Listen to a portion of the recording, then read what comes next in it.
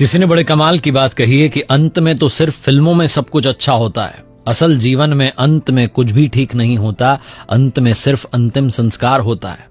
इसलिए जो ठीक करना है वो अभी इसी पल में कर लो।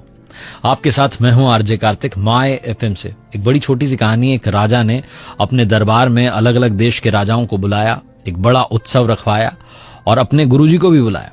वहां पर राज्य की जो सुप्रसिद्ध नर्तकी थी उसको बुलाया गया नृत्य करने के लिए, और कुछ स्वर्ण मुद्राएं जो थी वो राजा ने अपने गुरुजी को दे दी कि अगर आपको लगे कि नृत्य अच्छा हुआ है तो आप इनको पुरस्कृत कर दीजिएगा, क्योंकि गुरुजी के पास में तो कुछ था नहीं। पूरी रात नृत्य चलता रहा और जब सुबह ब्रह्म बेला आई तो ब्रह्म बेला में वो जो तबले वाला था, जो संगीत दे रहा था, वो ऊँघने लगा, उसको नींद आने लगी और नर्तकी नाचती चली जा रही थी। जब उसने देखा कि तबले वाले को नींद आ रही है, ऊँघ रहा है, तो नर्तकी ने अपने तबले वाले को आगाह करने के लिए, सतर्क करने के लिए एक दोहा पढ़ा। और दोहा ये था, घनी गई थोड़ी रही या में पल पल जाए, एक पलक के कारणे यूं ना जन्म गमाए, एक पलक के कारणे यूं ना कलंक लगाए। ये उसने वो दोहा पढ़ा और जैसे ही उसने दोहा पढ़ा वो तबले वाला जो था सतर्क हो गया। वो फटाफट जो है अपने वापस से संगीत की अवस्था में आ गया, बजाने लग गया। और जैसे ही उसने दोहा पढ़ा, जो राजकुमार था वो दौड़ के आया, राजा का जो बेटा था, युवराज था, उसने आकर के अपना जो मुकुट था उस नर्तकी के चरणों में रख दिया, बोला ये तुम्हारे लिए मेरी ओर से। वहीं पर राजकुमारी बैठी हुई थी, राजा की पुत्री बैठी हुई थी, वो दौड़ के आई और एक हार नर्तकी को दे दिया। गुरुजी दौड़े और जाकर के जितने सिक्के थे सोने के उनके पास सब दे दिए, स्वर्ण मुद्राएं दे दी कि लो भैया सारा तुम्हारा।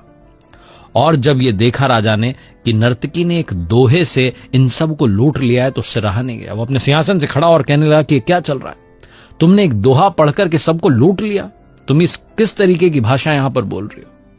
तभी राजा के गुरु ने कहा कि राजन आप शांत हो जाइए, मैं आपको बताता हूं कि इसने दोहा क्या पढ़ा है। इसने पढ़ा है कि घनी गई थोड़ी रही या में पल पल जाए, एक पलक के कारणे यूं ना जन्म गंवाए, यूं ना कलंक लगाए। इसके दोहे ने मेरी आंखें खोल दी, इसलिए मैंने सारी स्वर्ण मुद्राएं इसको दे दी। मैं मूर्ख था जो यहां चला आया, आपके कहने पर यहां चला आया और पूरी रात नर्तकी का नृत्य देखता रहा, जबकि पूरी उम्र मैंने साधना की है, भगवान की भक्ति की है, और ये अंत में जो थोड़ा सा रह गया है जीवन, इसमें मैं कलंक लगाने चला था। मैंने सारी स्वर्ण मुद्राएं इनको दे दी। अब मैं कमंडल उठाकर वापस अपनी साधना करने जंगल में जा रहा हूं। गुरुजी वहां से निकल लिए। फिर युवराज ने बताया कि महाराज आप मेरे पिताजी हैं, बूढ़े हो चले, लेकिन आप मुझे गद्दी नहीं दे रहे, अभी भी खुद ही बैठे हुए हैं, तो इसलिए मैं सिपाहियों के साथ मिलकर के आज रात ही आपकी हत्या करने का प्लान बना रहा था, योजना बना रहा था। लेकिन इस दोहे ने मेरी आंखें खोल दी कि घनी गई थोड़ी रही, आज नहीं तो कल मुझे सिंहासन तो मिलने ही वाला है, मैं अपने ही पिता की हत्या का कलंक अपने माथे क्यों लूं। इसलिए मैंने विचार त्याग दिया और अपनी ओर से मुकुट इनको दे दिया। तभी राजकुमारी बोल पड़ी कि पिताजी मेरी उम्र हो चली है शादी की और आप मेरा विवाह नहीं करा रहे हैं, आज ही मैं आपके महावत के साथ भागने वाली थी, लेकिन इस दोहे ने मेरी आंखें खोल दी, घनी गई थोड़ी रही, थोड़ा सा जो है समय बचा है, पिताजी आज नहीं तो कल शादी कराई देंगे। जब राजा ने ये सब सुना तो राजा ने कहा कि बेटा मैं तुम्हें अभी इसी पल इस राज्य का अगला राजा घोषित करता हूं। और बेटी से कहा कितने सारे राजकुमार आए हुए हैं, अपनी पसंद के राजकुमार के गले में वरमाला डाल दो। और उसके बाद राजा ने भी राजपाट त्यागा और जंगल की तरफ साधना करने चल पड़ा। ये सब जब हुआ तो नर्तकी को लगा कि मैंने अपना पूरा जीवन नृत्य में बिता दिया, मुझे भी भगवान का स्मरण करना चाहिए। उसने भी उस दिन से वो काम करना छोड़ दिया।